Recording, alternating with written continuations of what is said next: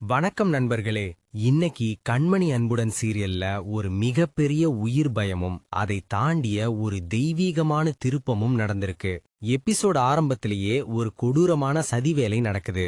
வில்லி கண்மணியோட சமையலறை சிலிண்டர்ல ஏதோ தில்லுமுள்ளு பண்ணி வச்சுட்டு, கண்மணி இன்னும் 5 நிமிஷத்துல நீ பத்த வைக்க போற அடுப்பு உன்னை பீஸ் பீஸா சிதற வைக்க போகுது, உன் அன்பு உன்னை எப்படி காப்பாத்துறாருன்னு பாக்குறன்னு ரொம்பவே வன்மத்தோட பேசுறா. நீ உயிரோட இருக்கிற வரைக்கும் அன்பு என்னோட உறவை ஏத்துக்க மாட்டாரு, அதனால நீ அழியணும். உனக்கும் அன்புக்கும் நடந்தது ஒரு விபத்து, எனக்கும் அவருக்கும் தான் உண்மையான உறவுன்னு சொல்லி தீய எண்ணத்தோட காத்துட்டு இருக்கா. கண்மணி இது எதுவும் தெரியாம அடுப்பு முன்னாடி நின்னு அன்பவ நினைச்சுக்கிட்டே சமைக்க தயாராகறா. உங்களையே நினைச்சிட்டு இருந்தா என்னால சமைக்க முடியாதுன்னு அன்புவோட நினைவுகள்ல மூழ்கி போய் லைட்டரை தேடுறா. ஆனா இங்கதான் ஒரு பெரிய ட்விஸ்ட். கண்மணி அடுப்ப பத்த வைக்க போகும்போது வெளிய முருகனுக்கு அரோகராங்கிற சத்தம் கேக்குது.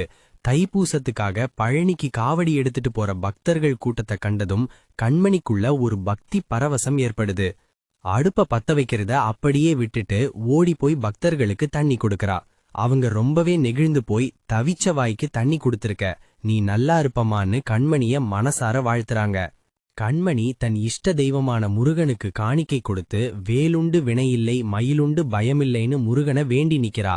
அந்த பெரியவர் கண்மணிய பார்த்து, முருகன் உனக்கு எப்பவும் துணையா இருப்பார், அவர் மந்திரம்தான் உன்னை காக்கும் கவசம்னு சொல்றாரு. அந்த முருகனோட அருளால தான் இன்னைக்கு அந்த சிலிண்டர் விபத்திலிருந்து கண்மணி நூலிழையில தப்பிச்சிருக்கா.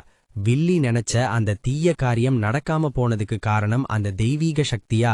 கண்மணிக்கு அந்த ஆபத்து இன்னும் இருக்கா? இதையெல்லாம் அடுத்தடுத்த எபிசோட்ல தான் பார்க்கணும். இந்த வீடியோ உங்களுக்கு பிடிச்சிருந்தா மறக்காம லைக் பண்ணுங்க, நம்ம சேனலை சப்ஸ்கிரைப் பண்ணிடுங்க.